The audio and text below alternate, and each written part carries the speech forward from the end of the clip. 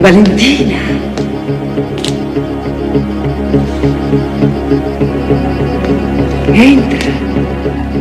Entra pure. Allora, immaginate di aprire un fumetto di Valentina di Guido Crepax.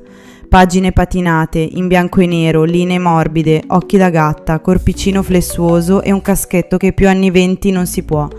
Ora chiudete quel fumetto, accendete la TV, sintonizzatevi su Italia 1 nel pieno degli anni 90 e puff, Valentina prende vita. E che vita, perché a darle corpo, curve e sguardo magnetico fu proprio lei, Demetra Hampton, americana, modella, glaciale e incredibilmente affascinante. In pratica una Valentina in carne, ossa e lingerie francese. Già dal primo episodio della serie televisiva, mandata in onda tra l'89 e il 91, fu chiaro a tutti. Quella non era solo un'attrice che interpretava un personaggio, era un vero e proprio sdoppiamento di personalità cartaceo.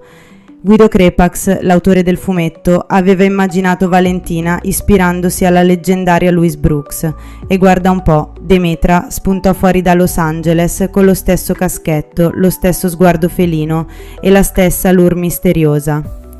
Ma qui, ragazzi miei, siamo nella soffitta di Pippo, quindi niente supercazzole. Il punto è che, quando Demetra entrava in scena, anche il telecomando arrossiva. Altro che recitazione drammatica. Lei bastava che si sdraiasse sul divano in sottoveste o che si allacciasse una giarrettiera. Ed ecco fatto, l'Italia intera, da Trento a Palermo, si ammutoliva. Oh, ma io mi sono preso uno spavento.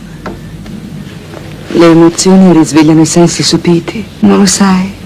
Il fumetto originale era raffinato, colto, pieno di riferimenti al surrealismo, alla psicanalisi, a Fellini e ai sogni più torbidi dell'inconscio. La serie TV invece tagliava corto, zoom sulla scollatura, dissolvenza lenta sulle autoreggenti, colonna sonora sensuale e vai col sogno a occhi aperti. Ma occhio non era solo roba da sbirciatina d'adolescente. Demetra riusciva davvero a trasmettere qualcosa di ipnotico. Non parlava tanto e diciamolo, quando parlava con quel doppiaggio un po' piattino non era proprio Oscar material, però aveva quel carisma da donna irraggiungibile, quella femminilità un po' chic, un po' punk, un po' misteriosa. Insomma, come la Valentina di Crepax, intellettuale affascinante, inquieta e stilosa, amante e spettatrice. C'era chi diceva, ma Valentina nei fumetti è più cerebrale, più enigmatica.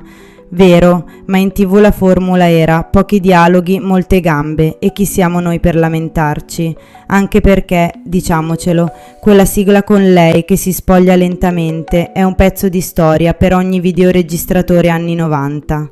Demetra non fu solo un casting azzeccato, fu proprio una materializzazione perfetta del fumetto. Il suo corpo sembrava disegnato da Crepax, esile, affascinante, proporzionata in modo quasi inquietante. Persino lo stesso autore, che inizialmente era perplesso, e ti credo una Valentina americana, alla fine ammise che lei era Valentina. Forse un po' più fashion week che intellettuale parigina, ma decisamente magnetica. E così, tra un sogno e un'indagine fotografica, la nostra Demetra Valentina scivolava sullo schermo come un disegno animato, solo che invece della china c'erano body trasparenti, luci morbide e sguardi ammiccanti da togliere il fiato. Altro che Netflix. Oggi, a distanza di più di 30 anni, quella serie, scritta tra l'altro da Gianfranco Manfredi, il creatore di Magico Vento, rimane un piccolo cult, soprattutto per chi da ragazzino aspettava la sera tardi per vederla entrare in scena con il suo charme felino. Era raffinata, sì, ma anche tremendamente suggestiva, anche se nessuno lo diceva a voce alta. Si parlava di fumetto elegante, ma intanto c'era lei, in baby doll, che attraversava sogni e stanze. Demetra Hampton è stata una Valentina da fumetto, ma con i piedi e il reggicalze ben piantati nella realtà. E per noi, ragazzi cresciuti in quegli anni, fu una specie di iniziazione pop, perché non era solo una serie TV, era la fantasia che si faceva corpo. E adesso, come sempre, tocca a voi. Vi è piaciuto questo viaggio nei ricordi tra fotoromanzi a colori e VHS noleggiati di nascosto? Allora iscrivetevi alla soffitta di Pippo, attivate la campanella e lasciate un like se anche voi sognavate di farvi fotografare da Valentina. E se avete in mente un'altra diva o un altro personaggio da rispolverare insieme, scrivetemelo nei commenti. Alla prossima e ricordate, la fantasia in soffitta non va mai in pensione.